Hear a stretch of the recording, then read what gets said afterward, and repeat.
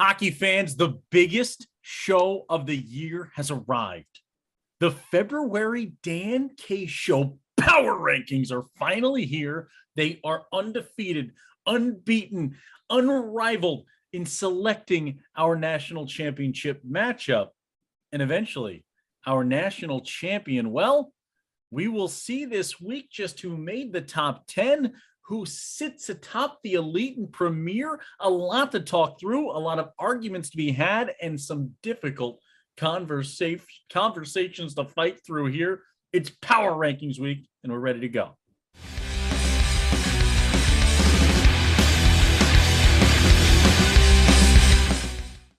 All right, hockey fans, we've gotten through the cold open. It's time for the spicy open here. You got to heat things up. You got to get things going. We got to get those molecules moving faster. And there is no one that I know that has a better grasp on the molecular makeup of the game of hockey than my right-hand man, Dan K Show science expert. Because of the two of us, I know very little science. He's my consigliere. He's Mon Frere from Another Mayor. Dan K Show technical director, the king of Sandwich Mountain is what I would call him. If there were ever a mountain of sandwiches and the best to make, they would be probably organized from worst to best at the top of the mountain so you could eat the best one first. It's Lucas Jones. What's going on? Dan, we've got two atoms of stats, 4 atoms bonded to those two of some interesting takes, some hot takes, some cold takes yet to be seen. And then we're going to sprinkle in a couple of non-bonded ions in and around the electrical orbit just to keep things a little interesting. That's the makeup of today's show. And once again, a lot of trouble with the Premier and Elite, but surprisingly, we've worked through the trouble in some more similar fashions than we're used to, but I don't think somehow it hasn't made it any easier. Yeah, Lucas. And what I would say to our science fans at home and a lot of the teams around the country is my eye on you. I have my eye on you. Is that how I could do that, Lucas? Is that a good science joke? You know what? It could be worse, I suppose. As long as you're not going to stay bonded to that one forever. Oh man, if I knew anything else about science, I'd make an even better joke back at you, but I don't. What I do know about Lucas is elite hockey, and that's where we start our power rankings, okay?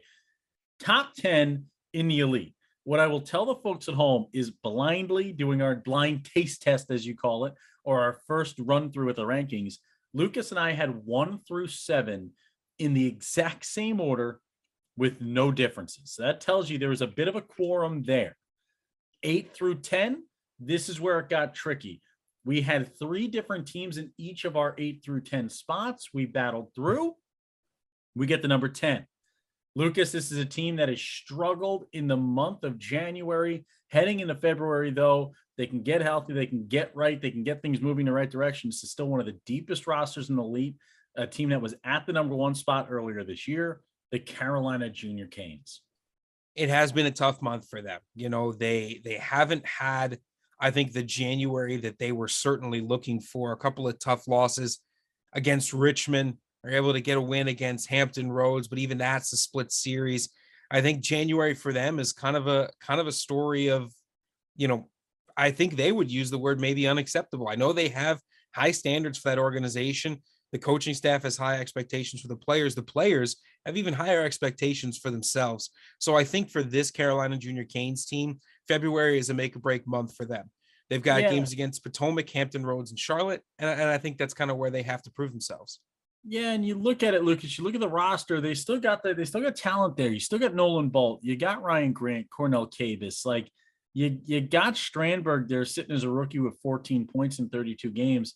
There are just some guys that are going to, like Andrew Robbins, he's going to come in with 31 flavors of goal scoring here as you come down the stretch. He's got 2 on the year from the right D spot.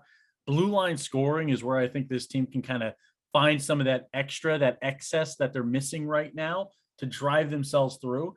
And when you put Daniel Foley and you put Camden Prevey, you put those guys in net, man, anything can happen on any given day.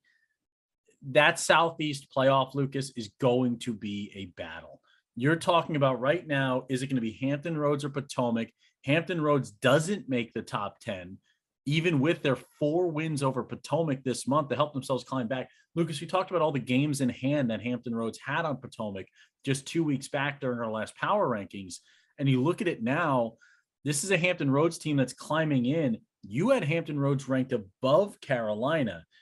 The only thing that broke the tie for us was the OT win for Hampton Roads. The regulation win for Carolina just barely tilted it towards Carolina. I mean, how do you decide? I mean, anybody can get upset, Lucas. The Jens and Rush look great in the elite and the top of the Southeast, but it's anybody's ball game when you get to playoff time. Yeah, I think this is a situation that's primed for upset here. And I think it really does depend on February. Carolina's got a ton of skill, ton of depth. There's no doubt about that. Hampton Roads, maybe they've got that momentum on their side. And I think it's going to be a bit of a clash come playoff time. Tell you what, you talk about a bit of a clash, man. This is a team with a punk mentality.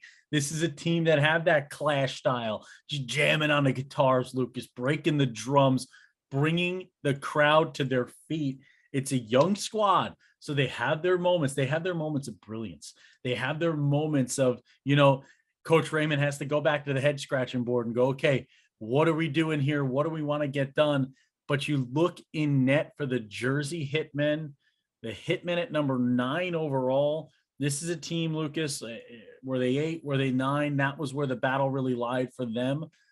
The definite for us is this is a nationals team in our mind, right? This is a team we're going to see at nationals. So if that's the thought process, if that's the goal, if that's the end game, right now, Lucas, it's all about getting this roster ready come playoff time. I think the biggest thing for me for the Jersey Hitmen, when you look back at January and you see, a loss to Richmond, a win against Northern, a loss against Wilkes-Barre, a loss against the Aviators, you look at their losses, they do not get blown out. There's not really a game where the Jersey Hitmen allow themselves to lose by much. And I think that is the biggest reason why they're still consistently in the top 10 is because even when they have tough months against tough teams, they don't get blown out. They hang tough. They go into every game with a winning mentality. You call it that punk mentality, which I love. They're not going to go down without a fight. That's going to be critical as you get toward the end of the season. Nicholas Ciosi, man, he's been on fire of late. Colin Nolan, how about the defenseman leading the way in point getting and tied for the team lead in goal scoring, leading the team in assists. Second in the team in assists. They get a lot of output from the blue line, man. They can get a lot of things done there. We go to number 8. And this one, Lucas, this is a team that I've been vouching for all season long. And yet again, I put these guys high up. It's the Boston Junior Bruins Elite. Yeah, and I think for good reason. Whereas the Jersey Hitmen struggled against the Aviators, the Junior Bruins were able to take it to the Aviators, right? And they play in a tough division. They obviously play with the Islanders Hockey Club and the Northern Cyclones in that North Division. They battle. They are a battle. If there is a Northern Division equivalent of the Jersey Hitmen, it is the Junior Bruins. And I think that they are a team that's 100% built for playoffs. Yeah, Lucas, and you talk about any game against the Aviators, especially in the elite, man, this is a team that they're going to grind you out. They are going to physical you. Coach Stanaway, it's so interesting the way that his organization, his teams, like they have this open ice mentality, score the puck, score the puck, score the puck. We'll talk about them a little bit later in the show too, but like how they can mix that with a physicality and what we've seen this year, they are a tough team to play. And this Junior Bruins team got the job done. You talk about Matthew Medeiros, you talk about Rager, you talk about Barker and Free. Like overall, roster-wise, this is a team that's going to want to beat you in a low-scoring game. They want to grind the game out. They want to slow things down. They want to make it dirtied up at center ice. They want you to have trouble moving the puck through center. And that's where they'll win their games. That's great hockey come playoff time.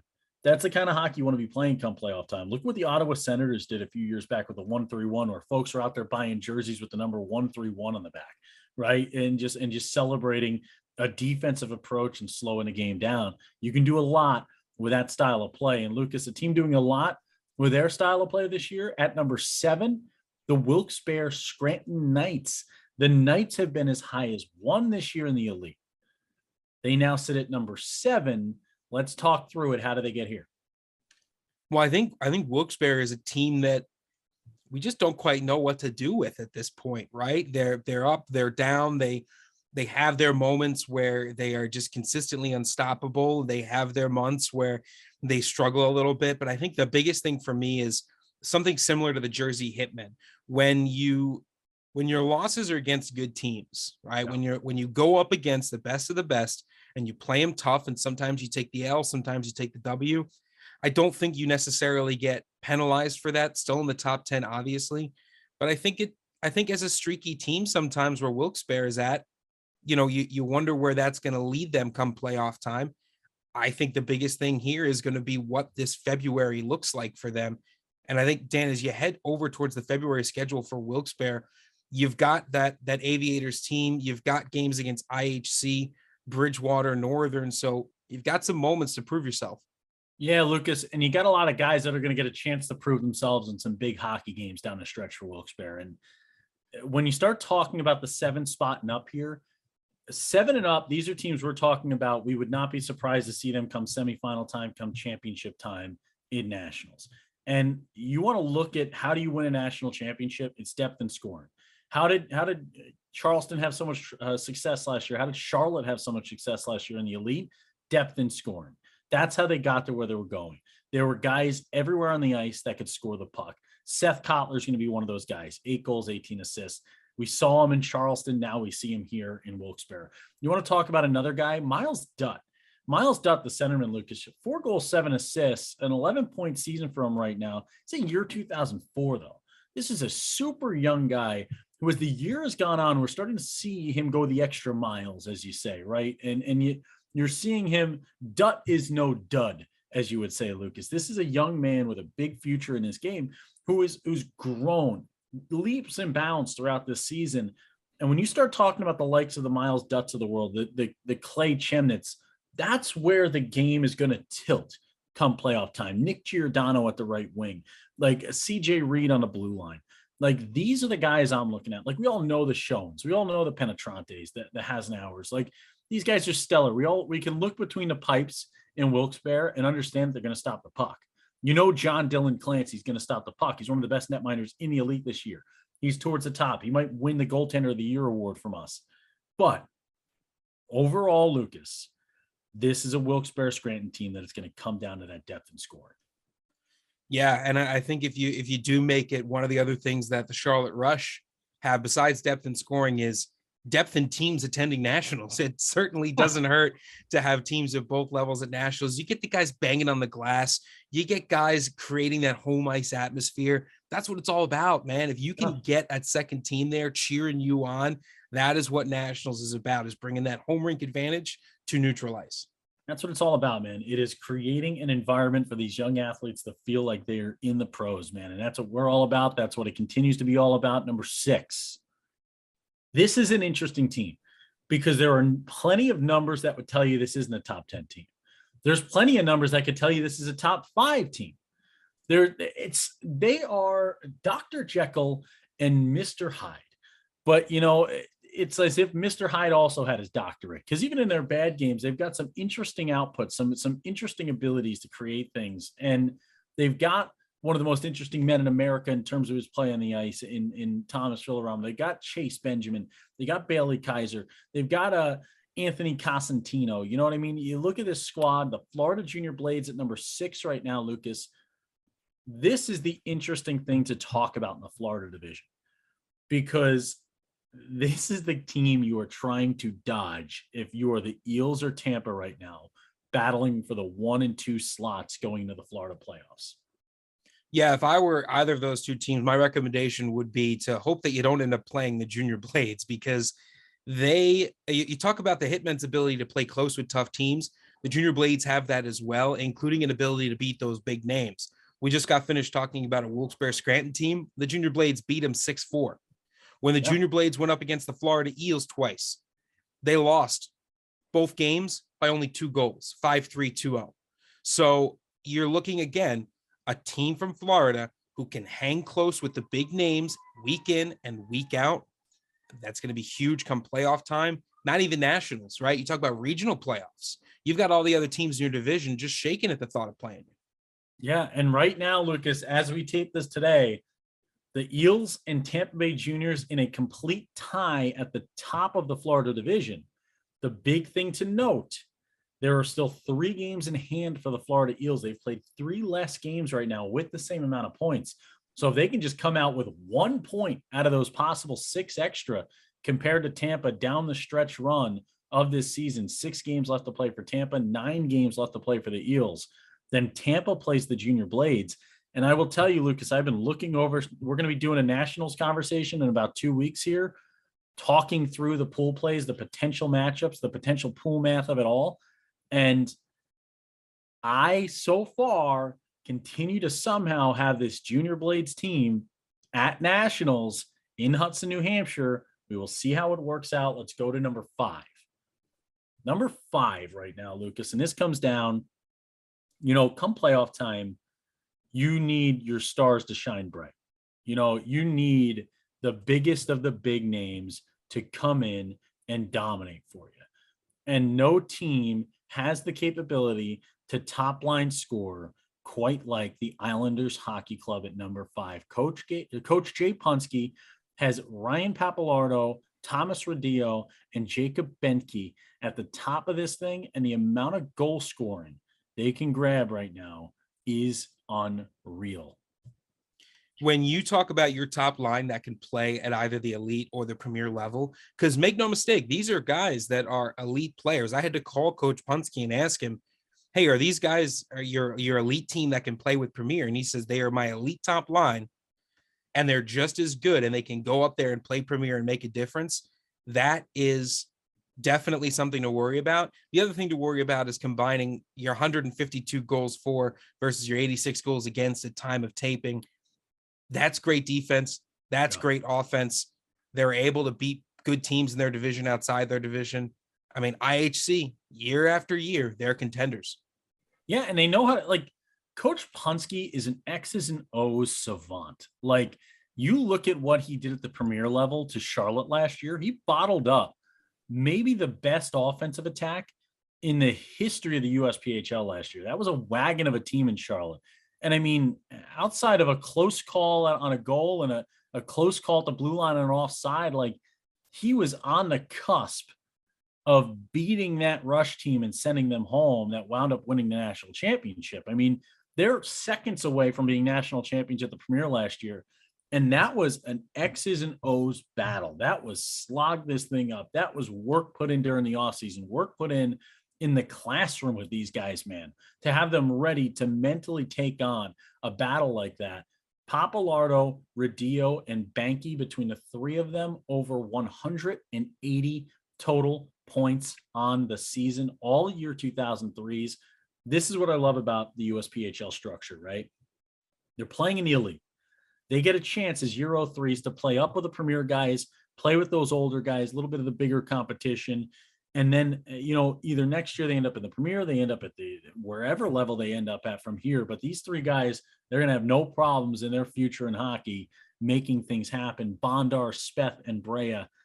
That's where you start looking into who's going to step up as well. Talk about depth in scoring, Lucas, to win a national championship. If you can score from your top line, that's great. But what happens when we got number 2, number 3, number 4 out there? We need everybody buzzing. We will see how the boys buzz at IHC come Nationals time. Number 4. The top 4, Lucas, interesting to say the least. At number 4, the Tampa Bay Juniors, a team we just discussed, who may potentially see number 6 in their playoffs just to get to Nationals. The Tampa Bay Juniors sit there. Yeah, and the Juniors, I mean, they've had a good last 10, 7-3-0-0 in their last 10 games. Wins against some good teams, tough battles against good teams as well. Here's the thing about Tampa. Tampa really has a top-tier offense in Florida. Every once in a while, that defensive end of their game gets them. They've got good net minding. Their net minding can stand on their own, stand on their head against any team in the USPHL Elite Division. Every once in a while, they just lose control of that defensive end and they get scored on. I think the biggest thing here is actually going to be their February. They've got 5 games coming up in February, 3 of them against the Florida Junior Blades. So you look at a tester, right? It's not quite that 3-foot putt tester in golf. This is about a a 15-foot tester to really show how well you can read those breaks and adapt to changing conditions. If Tampa can take 2 or 3 from Florida, I'm really convinced about their ability to go all the way. If they struggle in February, that could also tell a tale of where they're headed. Yeah, and Lucas, the big thing to note right now, Tampa's next 3 games in the Elite. February 3rd, which is as we air this today, Florida Junior Blades. February 18th against the Florida Junior Blades. And then how about February 19th against the Florida Junior Blades? Next 3 games against the Florida Junior Blades coming into today's taping. So that 3:15 p.m. Eastern puck drop, Lucas, is going to have just ended at this time. So Fun. Unfortunately, I can't get into the time machine and go see what happened in that game right now. But what I can tell you is coming into this one, Tampa 2-0 at home against Florida Junior Blades. Florida Junior Blades 2-0 at home against Tampa. So what that means, come playoff time, that Florida playoff going to be happening at Advent Health Ice, the home of the Tampa Bay Juniors. That home ice advantage might play huge if these two teams see each other. The Junior Blades can guarantee themselves playing Tampa if they win all 3 of those matchups. They can guarantee that 2v3 matchup. We will see how it plays out. Let's go to number 3. How about we stay in Florida, Lucas? A team that has been, I would say, pretty hot as of late. They've won 10 straight, which right now is the longest win streak in the USPHL Elite. 5 of their 10 wins on that streak of the shutout variety, the Florida Eels leading here in the 3rd spot. Well, it doesn't get much better than that. You know, you talk about not just shutouts, but shutouts against other teams in the top 10. There's a shutout against the Junior Bruins on there. There's an overtime win against Wilkes-Barre, shutout against the Picks, shutout victory against the Juniors, against the Junior Blades. These are not easy games. These are not walks in the park. For the Florida Eels, their biggest enemy at this point in the season would have been stagnation if they had an easy February. But of course they don't. They've got 9 games coming up in February, Dan, starting with a game that is going to happen yesterday against the Florida Junior Blades, tomorrow in today's world, but yesterday in viewers' world. That is crazy for us to have to wrap our heads around. But also a team that's hot, what helps them? Let's keep it rolling. Keep that car rolling down the hill. We'll get all the way there.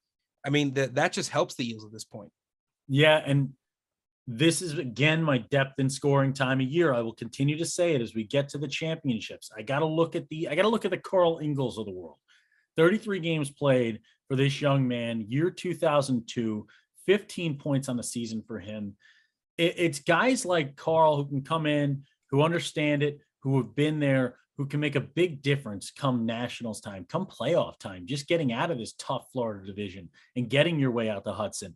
Jake Dominique, how about another young guy, 2002, 7 goals, 10 assists, Matthew Ryu. Like Ryu, the left defenseman, when you're talking a left defenseman with 8 and 14, 1 and 3 on the power plays, got a game winner for you this year, doesn't take a ton of penalty minutes. A left defenseman, Lucas, on the year in 31 games played for Ryu, 14 penalty minutes served, just 14. This is a guy who's not going to go to the box. It's a guy who's going to be on there for your PK unit. He's going to be there for the big plays. You want to continue to talk about great non-PIM time, the guy who's not going to win the PIM Cup. How about Landon Engels in 35 games played, Lucas? 4 penalty minutes served. 4 penalty minutes served. If there's one thing the Eels will bring with them to nationals, it'll be the ability to stay out of the box. And I think it's one of the biggest, most important factors to what puts them at this 3 spot. Yeah, I mean, I'd have to agree with you there. The ability to stay disciplined, that helps you against the tough teams, right? The teams that try to bait you when it comes time for playoffs. If they want to get you into the penalty box so they can get that advantage, the Eels are not that team. They're not. They're too disciplined. That comes from the top down, as it does with a lot of disciplined teams. And again, I just go back to the fact that they've had 9 games in January. They're going to have 9 games in February. It's exactly what you want to see towards the end of the year. And Lucas, we get to our top 2, and I kind of set it up with just my brilliance of understanding how the storyline would turn and doing my research before this power ranking, Lucas. Number 2. Okay, number 2 played number 1 this last month as the Charlotte Rush took on the Richmond Generals. This is a power rankings decision that was decided for us on the ice. The Richmond Generals at number 2. But what I want to point out, how about the Joe Pettits of the world? Just 4 penalty minutes served. Austin Sawyer and Garrett Albers, between the two of them, just 30 penalty minutes shared while they have 100 points combined. Like, you look at this roster, the Richmond Generals are always tough. They're always physical. They're always hard-nosed. It's RC-like, baby. This is that no one likes us. We don't care. Get off our lawn. This is a squad that's going to grind it out. This is a squad that's going to battle. And I think the best thing, the absolute best thing that could have happened to this Richmond General side happened this past weekend. I think that Charlotte coming out, or 2 weekends ago, Charlotte coming out and beating Richmond, Lucas, I think for this Richmond side, you kind of want to hit the branches sometimes. If you're going to fall out of the tree, you can always fall out of the tree when you're climbing. If you don't hit the branches and you land right on your feet, you're not going to be afraid to climb higher the next time. You need to understand what this tree is throwing at us. We got to understand that some of the branches might break along the way. We need to understand that the only way to get to the top for the best view in all the land is to battle through those moments where we fall back down the hill. I think this Richmond team, Lucas, has every bit of the makeup needed to be a national champion this year. And I think when you look back, if that cup is raised in Richmond yet again in the Elite for the second time in just a handful of years, I think you're going to remember a 7-0 defeat. I want this to be Woody Hayes. When Woody Hayes lost to Michigan and he just plastered the final score of the game on everything every player owned until they got a chance for redemption. That's what this should be in Richmond. This should be taking it personally times 10. And that's what the boys are going to be doing right now. Yeah, they're going to have another shot, right? First 2 games in February against the Charlotte Rush again. So they're going to have another chance to really grind it home, to get it moving. The Richmond Generals play in, I think, the strongest division in the Elite, the Southeast Division. You've got every single team is competitive there at the Elite and Premier level, and they do very well for themselves in that Southeast Division in the Elite. And I think this is a different team than we've seen before out of Richmond. Obviously, the toughness is there. The defense is still there. But one of the things that Richmond has done in the past is they've taken a lot of penalties. Their stars are sometimes off the ice for an extended period of time. And there has been a little bit of a shift. You can call it whatever you like. We joke sometimes that it's because RC started putting some sugar and cream in his coffee. He's a new man with a new lease on life. But this is a team that has it all together.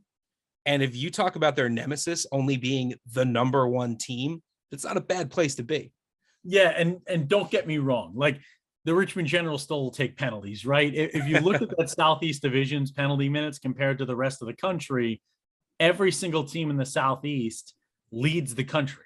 So those are the top 5 teams in terms of penalty minutes. It's a physical game down there in the Southeast in the Elite Division. But this would certainly be the first time ever, and if it stands the way it looks right now, where the Richmond Generals would have the least amount of penalty time served in the Southeast Division, Lucas. And I think that really coincides with where the success of this team has come. There's so much creativity. There's so much ability to score the puck. There's so much talent there. And in this division, you talk about it, Lucas, right now. I mean, we're going to get, I guarantee you we'll get a handful of people who go, stop bloviating about the Southeast, stop with the love fest, blah, blah, blah. But I mean, you have to point out that Hampton Roads was the struggling squad this year in this Elite. Well, what have they done? I mean, they've battled themselves all the way back in, and they've won 7 of their last 10. They've won 2 straight coming into this weekend. They took 4 from the Potomac Patriots, who have beaten a lot of teams around the country and have been 4-0 in a showcase this year already. I mean, so it's a tough division to look at. Look at Carolina. Carolina was the number 1 team at one point. They've dropped all the way to 10. They're 2-5-2-1 in their last 10. They've lost 2 straight.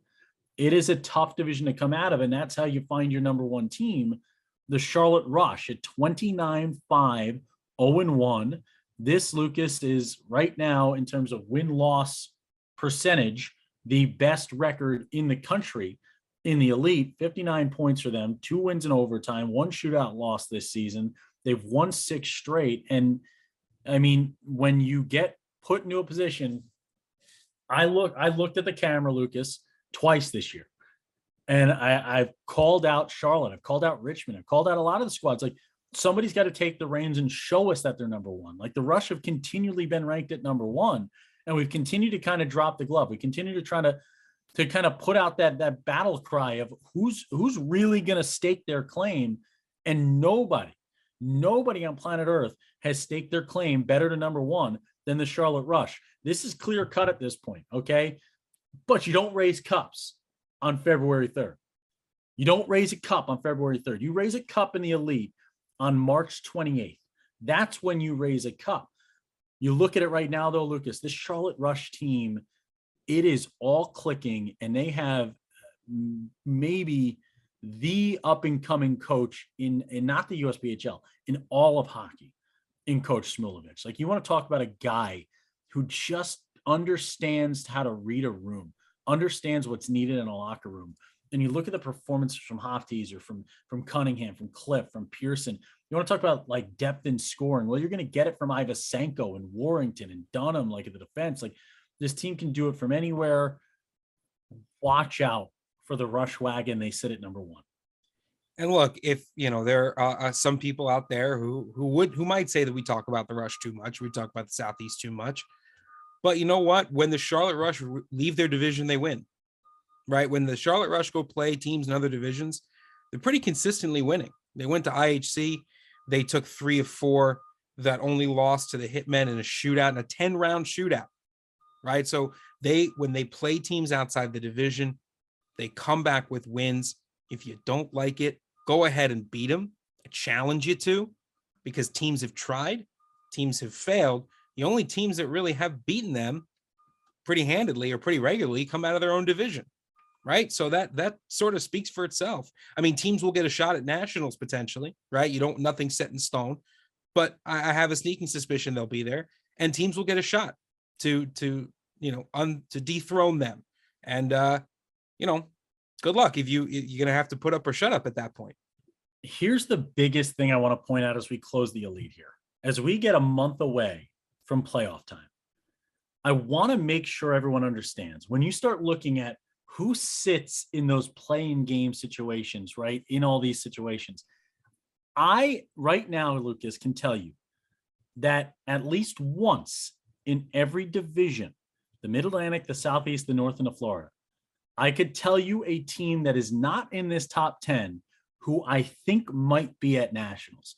You look at a Northern Cyclones. They, like, if things ended right now, let's make it really simple. The Cyclones playing the Bruins. I could see the Cyclones winning that one easily. The Cyclones have been a top 10 team all year until they struggled a bit at the Winter Showcase. The Picks could beat IHC. If they can shut down that top line, that Springfield's Picks team, the Picks, they battle. I don't know why I just sounded like Squirrely Dan there for a second. I appreciate stats about you. And that's what I appreciate about the Picks. You know what I mean? Is that they can play that physical game. You look at Potomac right now in the Southeast, there are 5 teams that could win in a series against anybody. Richmond, Charlotte, Carolina, Potomac, Hampton Roads. I mean, there's going to be a team that doesn't make the playoffs that could have made a run to nationals in my mind. You talk about the Aviators right now. The Aviators, if it ends the way it does right now, would play the Hitmen. They just took 2 from the Hitmen. They can beat the Jersey Hitmen. The Rockets Hockey Club, you can never count out Coach Wags when he shows up in the pink salmon shorts and the flops for a playoff series in Wilkes-Barre up in the mountains. I mean, it's going to be Stunna-Shade City. He could go out there and he could win it. Anybody's ball game in the Elite, and that's why we have to go to the Premier. I am not wearing this hat because of any alliances or allegiances, but I am wearing it because it's a new gift. Coach Jay Witta, we just went out and visited the Minnesota Blue Hawks, and they're in the Premier. We're going to talk about the Premier and just where maybe they land in the top 10, as well as 9 other teams vying for the top 10 spots in the 62-team Premier. The Dan K Show would like to thank all of our fantastic sponsors for the work that they do. If you're interested in partnering with the Dan K Show, reach out to @the_Dan K Show on Facebook, Twitter, and Instagram, and you too can work with the most watched show in junior hockey. All right, hockey fans, before we get into the premiere, I want to remind you all to join up for the Dan K Show Super Sunday box pool. We are selling boxes. They're 100 a piece. I know it sounds like a lot, but guess what? The winnings are even bigger. $14 of your 100 will go to the St. Baldrick's charity to raise money for a great cause and support an even better cause, which is shaving Lucas and Dan's heads. If we can fill all 100 boxes, Lucas and Dan will be cutting the hair, lopping it off, but we need your support. We still got a ton more boxes to get out the door. Please reach out to us at _Dan Show if you're interested in buying a box or more, or if you know anybody who may want to join up. Please support a great cause and an even better cause, maybe your wallet. Maybe you can win yourself some money as well. That's that. Let's get in to the premier power rankings, baby. Lucas, this was unreal. This was just unrealistic to put together. There are going to be about 15 teams that are absolutely livid to not be in this. There are going to be another 10 who might be less livid, more just upset or perturbed. Another 5 that could argue they should be in. There are some hot stocks right now in the premiere. There are some guys that are on the slide, and this thing came together at the last moment. At the very last moment, we finally decided that we'll stick with what we put together. Yeah, and it was very, very difficult to kind of put together and kind of order up, and but that's what the premier's been all year, right? The premier has been a tough division to try to rank. And I think for the teams involved, it's been a tough division to try to play in. The reason it's been so tough is because you've had so much parity. There hasn't been this huge divide between first and fourth, between, third and sixth or seventh. It's all been extremely close, especially in the Southeast, right? Which is sometimes a little bit of our bellwether, sometimes the way that we can rank these other divisions. It's been very close all across the board. Yeah, and Lucas, you want to talk about close. There's no closer division each and every month than the one that we go to first. Number 10. Back in the power rankings top 10 for the first time in 4 months. This is a team that record-wise has always been there, and there's always that one little nick, that one little scar on the resume. But after a really tough 2-2 series with the Hudson Havoc, who could also be in this spot, almost putting this team here is like putting Hudson there as well. The Wisconsin Rapids River Kings, who right now with 56 points, sit just 4 points behind the Minnesota Blue Hawks heading into a series for first place coming up this weekend. Yeah, I think the biggest thing here is the split with Hudson. That Hudson is a tough team, and they are going to continue to be a tough team throughout the rest of the season. But the River Kings have battled, right? You say it's a tough division. They have battled all season long. And I think they're in a tough spot here because number 10, generally what happens when your team in number 10, right? You either have a so-so month or even sometimes a good month and get bumped, or you continue to hang around. And some teams have hung around, some teams have gotten bumped. I think for the River Kings, you're going to find out next month. The Blue Hawks, the Moose, Dells Ducks, and the Cougars, that's going to let you know, right? Because you've got some potential playoff teams that are going to be in that schedule.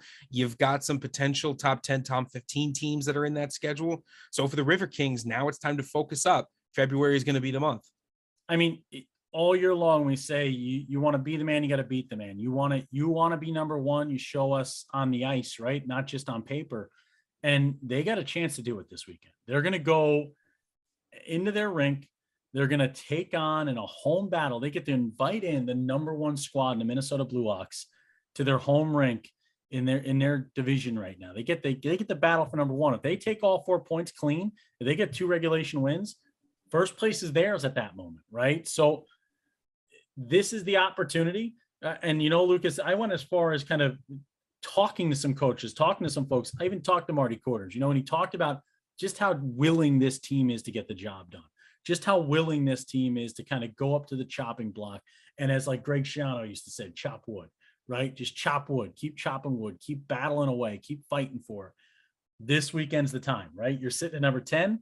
This is a teetering edge. You could be out, you could be in. This is a huge weekend in Wisconsin. You better tune in on Hockey TV, 7 p.m. Central Standard Time puck drops on both games.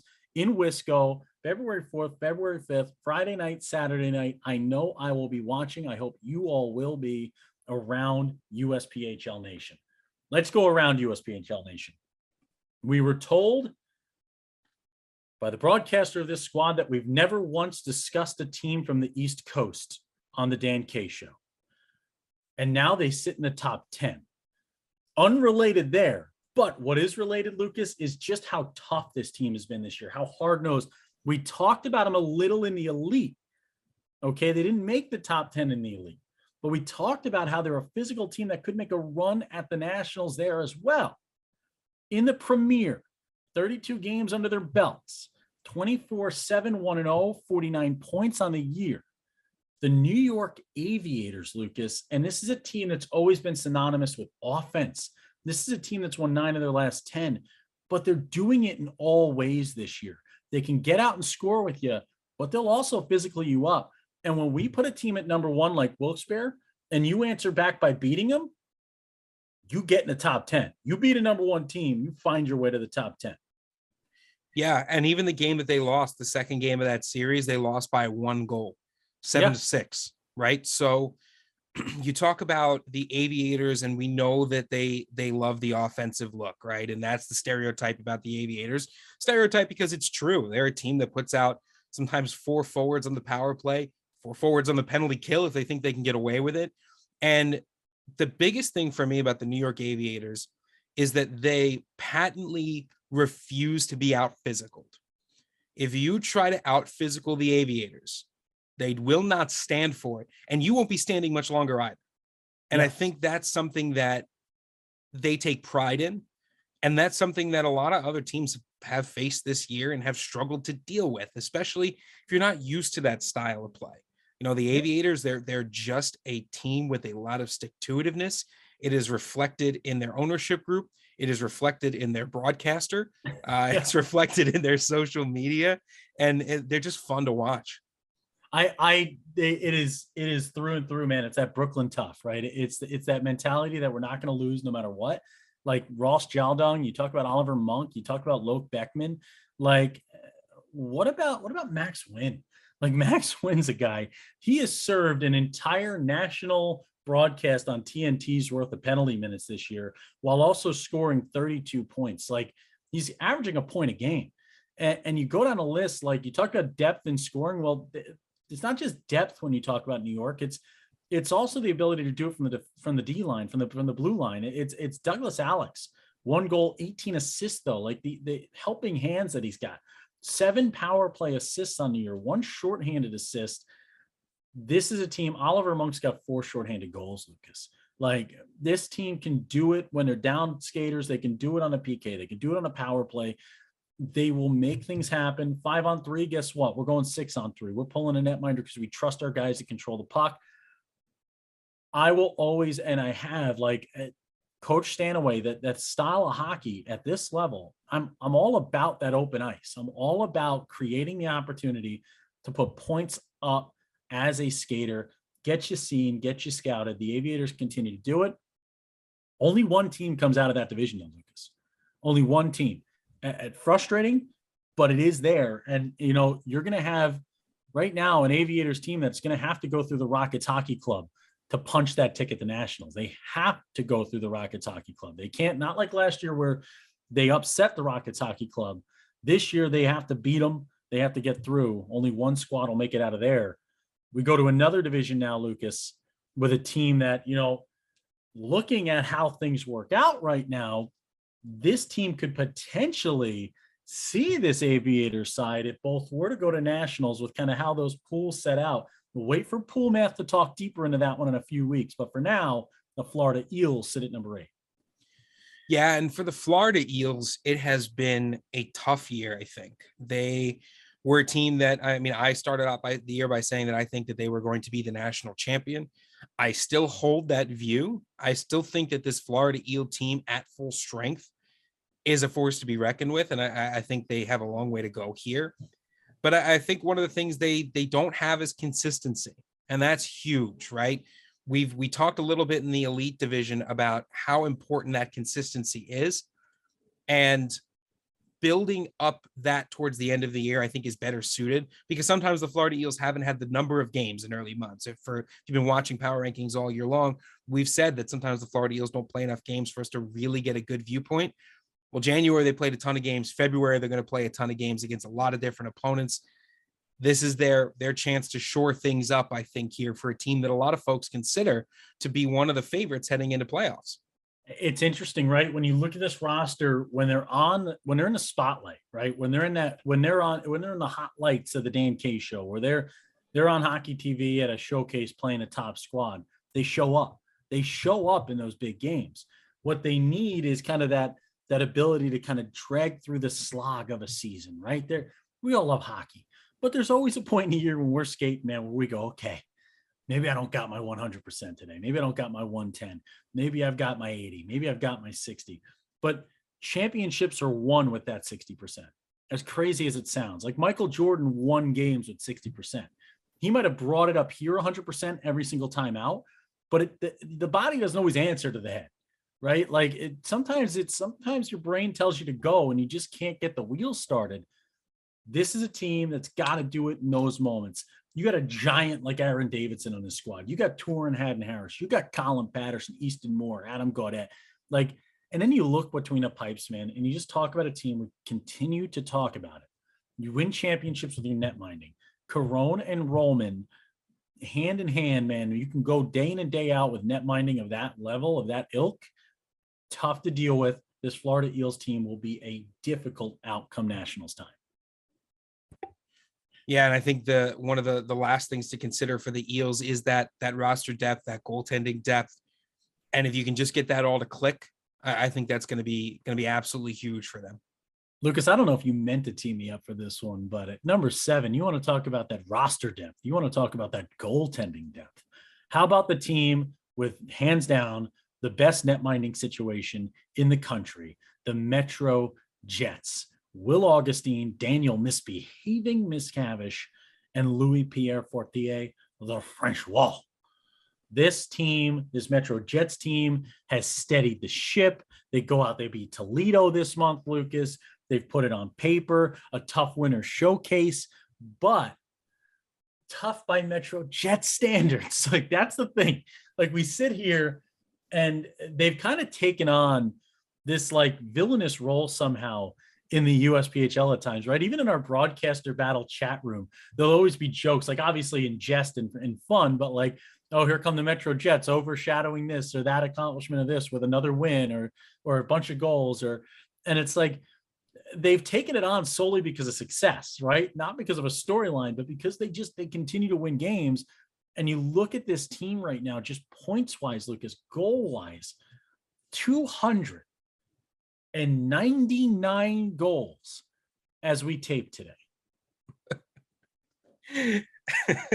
That's a lot of goals. It's a bit, honestly, it's a bit much. It's a bit much, maybe, they say that when you accessorize for a formal event, you should put everything on you want and then take one thing off, maybe chop like 45 goals off that and then see if you can still manage with only 254 goals. Yeah. I mean, you talk about, usually it's depth and scoring. You talk about point getters. Well, we're talking goal getters. There are 23 skaters with a goal this year for this side. You want to know an even more fun stat? At a net, there are 3 points this year. Miscavige with 2 points, 2 assists this year. Augustine's got an assist. There are 3 points from netminders on this team. Louis-Pierre Fortier, yet to get an assist this year, Lucas. I'm sure he's waiting for an empty net goal at some point with the big paddle. Louis-Pierre Fortier, lowest scoring netminder for Metro Jets. When that's the headline that we're talking about in the power rankings, you got a pretty good squad. Yeah, for sure. And I think for them, it's just a matter of timing, right? You just gotta not be streaky. It happened last year during the Chicago showcase where the offense sort of left them. It happened once again this year where the offense sort of left them. The problem is that when you've got that pressure on you, start to grip the stick a little too tight. You start to skate a little too hard. You start taking a few too many penalties. Relax, right? Just because everyone else has put a target on your back doesn't mean that you have to acknowledge it. You go out there, you play every game like it's that game. You go to the next game, you play that game. When you get to pool play, all you got to do is play 3 games. No expectations. relax, be the Metro Jets, and then Metro Jets hockey will follow. Target on the back is probably the good title for the next two teams in our top 10. We start at number 6, and this is a team who learned what it's all about, right? They go out, they get the number 1 spot last month. Okay. They come out this month, and like it's so difficult. I mean, the Wilkes-Barre Scranton Knights sit at number 6, and you want to talk about you're going to get a team's best. When we put you at number 1, you will get a team's best. It's like, it's one of those situations where it's like, I want to be the king. I want to be the king. I want to be the king. I want to be the king. Then when you get the throne, everyone's looking up, and guess what? A lot of other people have been saying that same mantra for years. I want to be the king. I want to be the king. I want to be the king.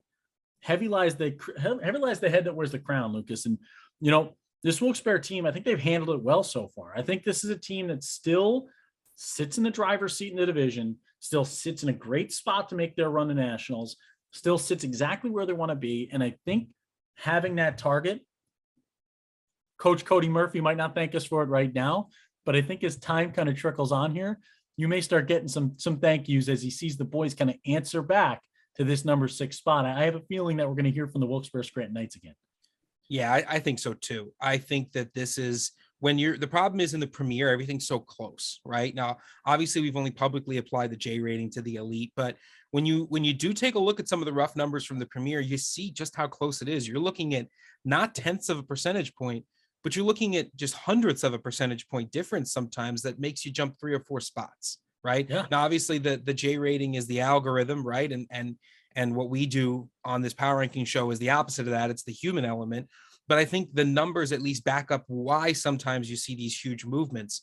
For Wilkes-Barre, just a tough month, right? But they have a chance to come back here because they're going to have games against the Aviators, against South Shore Kings, against the Northern Cyclones coming up in February. So a chance then to really reestablish yourself as that top 3 squad.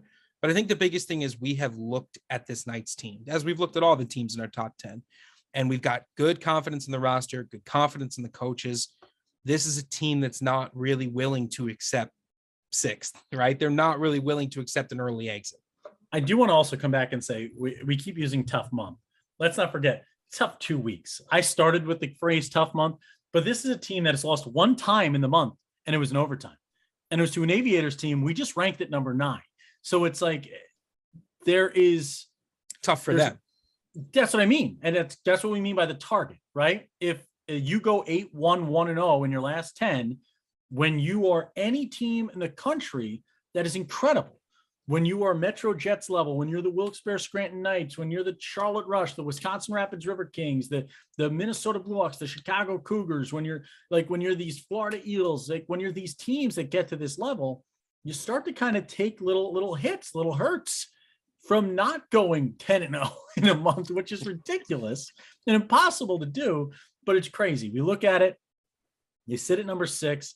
They did, remember this, in this month, beat Toledo in OT, beat the Florida Eels, who we put at number 8, beat the Metro Jets, who have been at number 1 multiple times this year, beat the Lake Tahoe Lakers, who beat the Metro Jets, beat the Jersey Hitmen twice, beat the Aviators once to answer back for their only loss in the entire month, and beat the Philadelphia Hockey Club. So don't forget how good this Wilkes-Barre team is. They sit at number 6.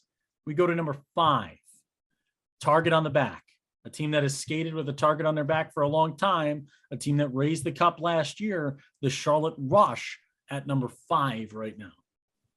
Yeah, and they're an interesting case. I mean, obviously the Charlotte Rush is a team that gets talked about quite a bit. They've got some really good wins in the month. They're consistently beating a lot of good teams.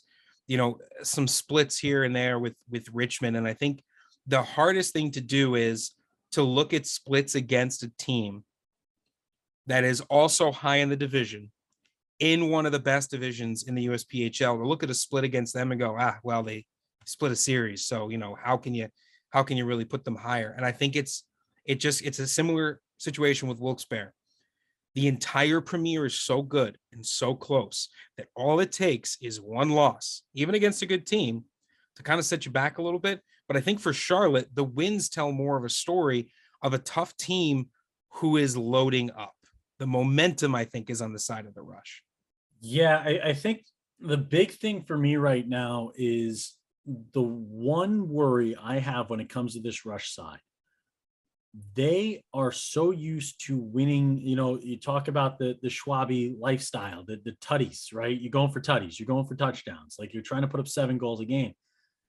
This is a team that is, if they're going to win this year, if they're going to make it to nationals, if they're going to just get out of the Southeast, if they're going to win a national championship, it's going to be defense this year that does it. All right. They're not scoring the same way they scored last year or in years past, like when they've been at wagon status. This is a wagon that relies on the blue line. This relies on physicality. This team relies on being difficult to deal with around the net. Like, this is Ethan DeMumbrum's team. This is Drew Iannucci's team. This is Jacob Wilson. Like, yes, they have the skill to score in space, but their best game is a defensive game. It's a game played from the net out. That's their best game right now with this team. And you talk about the net. Watch out. Here comes that man again. Bubba. David Bubba Battisti is heating up. He is catching fire right now. He's got a 2.63 goals against. Last time we talked about him, it was in the threes. It was not where he wanted it to be. Last time we talked to him, his save percentage was outside of that 90 range he's used to being in. He's creeped up to a 91% saves percentage. It continues to grow. He's gone shutty now. He's starting to settle in again, Lucas. And you've got him, and you want to add in Nick Anderson, who is 10-3-0-0 and probably the best netminder statistically on the planet this year in the Premier.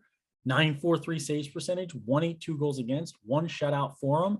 Like, this rush team will be difficult to deal with.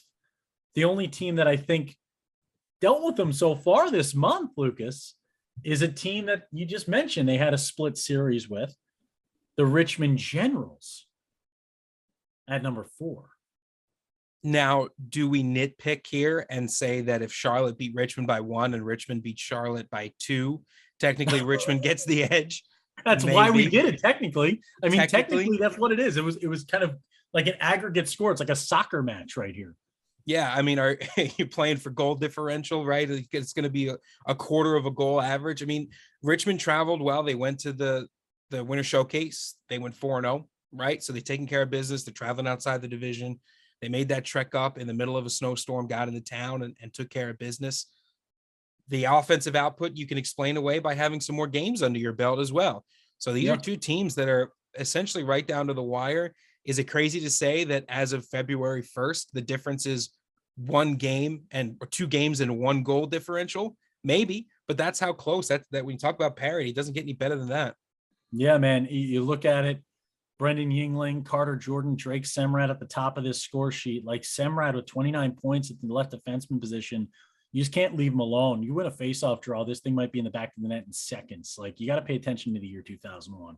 Zach Boulay will always be a guy that stands out to me when he comes over the boards there, jumps on the ice. Like, you get into the depth and things. You're talking about guys like Brady Burke, like, who you just trust if you're Coach RC. Like, you just understand where that guy's going to be. You understand he's not going to make a big mistake on you. He's going to keep himself in the game. Logan Gorbitz between the net. You want to duel with a netminder like Anderson and Bubba, you got to have a guy like Logan, who we call Wolverine here, Logan Gorbitz, who gets out there and doesn't just score the bits or stop the bits. He stops all of them. He stops all the puck, Lucas, not just bits of puck. Gorbitz stops all the pucks. And this guy is Wolverine good, clawing his way through the Southeast Division. But what's interesting here, Lucas, what I want to point out before we get to our top 3, no Southeast team in the top 3 for the first time in 4 years in the Premier. Richmond and Charlotte at 4 and 5. So what does that mean? We go to number 3. I'm wearing the hat. They've won 15 straight games, 15 consecutive victories. They head on the road this weekend to take on the Wisconsin Rapids River Kings, where they will try to extend it to 17. The Minnesota Blue Ox wagon has been rolling, and now they've got an axe. Watch out, Lucas. They've got Paul Bunyan's axe. It's 6'5" tall. It's monstrous in size, and this team is menacing on the ice.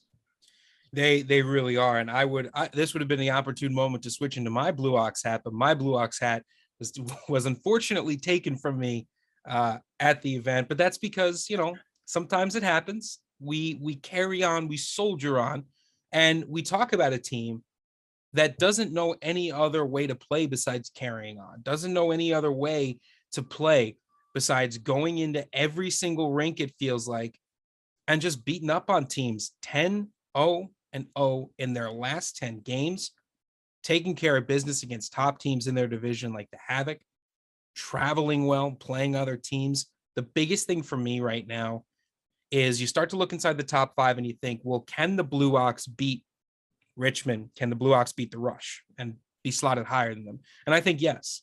After watching what I saw against the Moose, after watching month after month of consistent play from the Blue Ox, they aren't streaky. They just play each individual game. And I think that's an asset to them. I think their speed's an asset to them. Watching them take their licks in the first period against the Minnesota Moose and then come back out and completely dominate the second, that is resilience. I think that earns them a spot. Yeah, Lucas, if you're playing the at-home game, which is every time Dan K says depth in scoring in a February power rankings, you're going to hear it again because we got a chance to see something. So this is why you need to have a cup game. If you're watching this right now and your junior hockey team doesn't have a cup game at some point in the season, you're doing it wrong. You need to have one. There needs to be something to play for mid-season at some point. We need to all have cup games. I will yell about it till the end of time.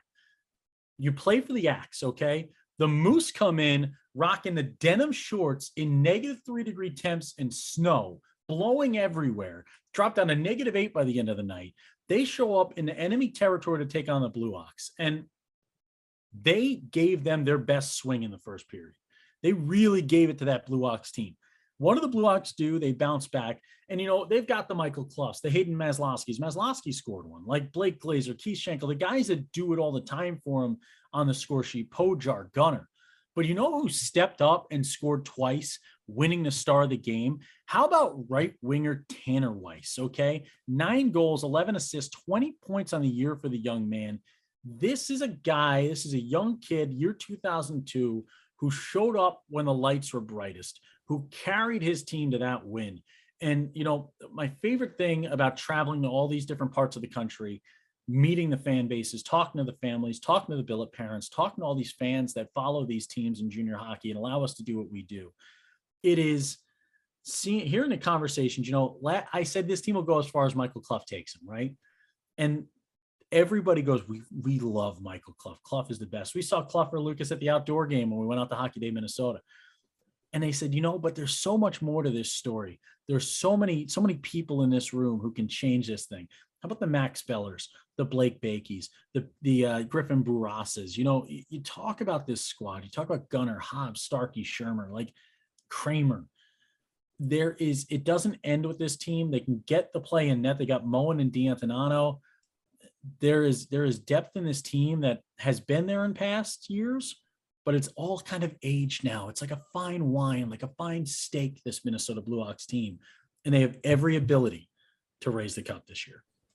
Yeah, I mean, I agree. I think this is a really strong team. They're going to present a huge obstacle if they can make it to pool play. Obviously, we don't, like we say, we had nothing set in stone. There's always upsets every single year. But I think this is a team that's pretty primed and ready. And they might just have to see one of the two teams in our top 2, depending on how things shake out. But what an interesting top 10 we have so far, Dan. I think the top 2 are really going to seal it. What I will say is this.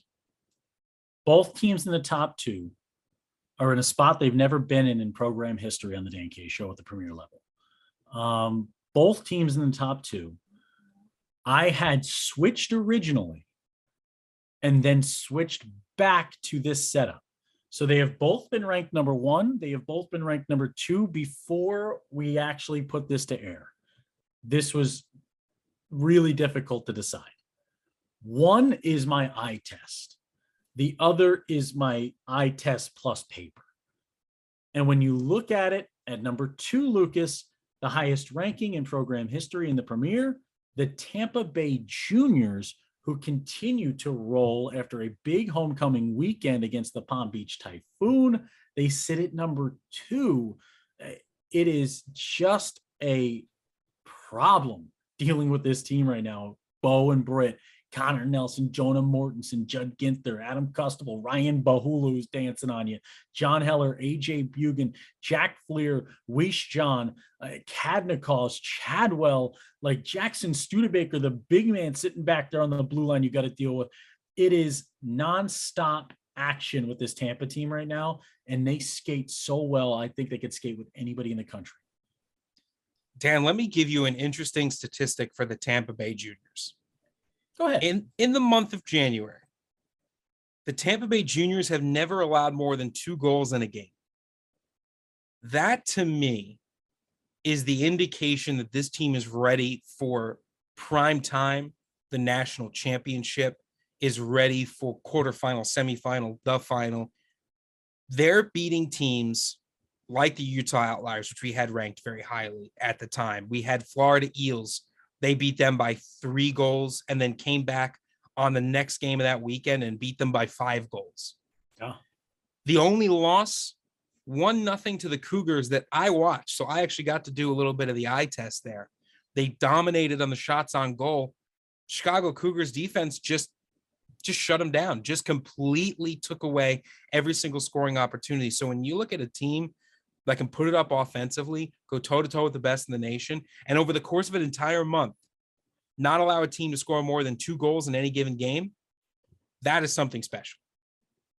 Taskilla and Blake Mons are going to be the difference maker for Tampa.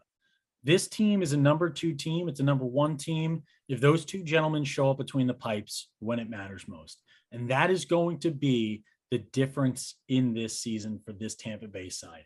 They've got the depth in scoring. They've got the speed. They got the Stroats behind the scenes with Coach Kuba and Coach Rhett Vossler. They got Christian Adams on the mic calling games. Like, this is a team that's got it all going for them right now. And if they can put it all together from the net out, come playoff time, watch out. I really do believe this Tampa team has all the makings of a cup raiser. Yeah. Cup championship winner. Number 1. February power rankings. Man, what would be really interesting to see how this team would have responded if we didn't put them in the top 10 at all, Lucas, because this team, you know, I love it. I love the salt. I love the absolute passion for greatness that this team packs from top to bottom. Every time we have challenged them, they have shown up. Every time they have challenged us, they have shown up. They continue to beat everyone. They are world beaters. They are well-traveled. They're a team that was in the semifinals last year, just 2 wins away from it all. Now sitting atop the premier power rankings in the Dan K Show for the first time in program history. The Northern Cyclones, Lucas. This team, every time they've been counted out, they said, count us right back in, baby, because we don't lose. We are the wagon that just keeps rolling. They have done everything, not only that we've asked them to, but they have done everything that they've asked themselves to do. They have created boxes and checked them off. You know, they come out here, they beat teams like the Eels, the Outliers, the Monsters, the Rockets, Bruins, Monarchs. If they lose a game, they lost it in overtime to the advantage. Those are your toss-up games. I think the biggest thing for me is watching the complete and utter domination month after month, week after week. 28-2-2-1. 28-2-2-1. Sure, they may not have the same overall games played as some other teams, but are 2 or 3 less games going to get in the way of looking at the most dominant team in the Premier month after month? Absolutely not. They have been defensively shut down, 61 goals allowed, offensive powerhouse, 146 goals for. You're looking at a team that's not just 2-1, but almost 3-1 in terms of their goal differential. Good luck. And when you play for Coach Dub, Lucas, when you're playing in this Cyclone system, you're going to do a few things. You're going to know where to put the puck. You're going to know how to make a hit. You're going to know how to block a shot. Yep. And you're going to know how to do everything on both ends. You're not going to get away with being a guy who just scores it. You're not going to get away with being a guy who can just make the play defensively. You got to be a well-rounded player to play in the Cyclone system. You'll fail. You won't succeed. And what they do is they don't just put you in a situation where you have to be this well-rounded player. They create well-rounded players. Jackson Tillinghast, Travis Marchand, Andrew Newsma, Hunter Meyer, Jordan Galtieri, Riley Ott, Luke Leiner, Jacob Howell. Like Jacob Howell could be like the star on 90% of squads in all of junior hockey around the country at any level of the game. And he is with this Northern Cyclone squad, just leading this team. He's a leader on and off the ice. Like you look at Mulcairn, you look at Kozol, and then you talk about the greatest addition in net of all time. Like this team already had Kyle Meyer. Like they already had Kyle Meyer in net. Like what else do you need other than Kyle Meyer? 14-1-2 on the year. Okay. He's lost one time in regulation, 202 goals against, a 927 saves percentage. 4 times this kid's gone shutty. He's 75% success rate saving shots in the shootout. He's got 467 stops on the year. Okay, we don't need anything else in net.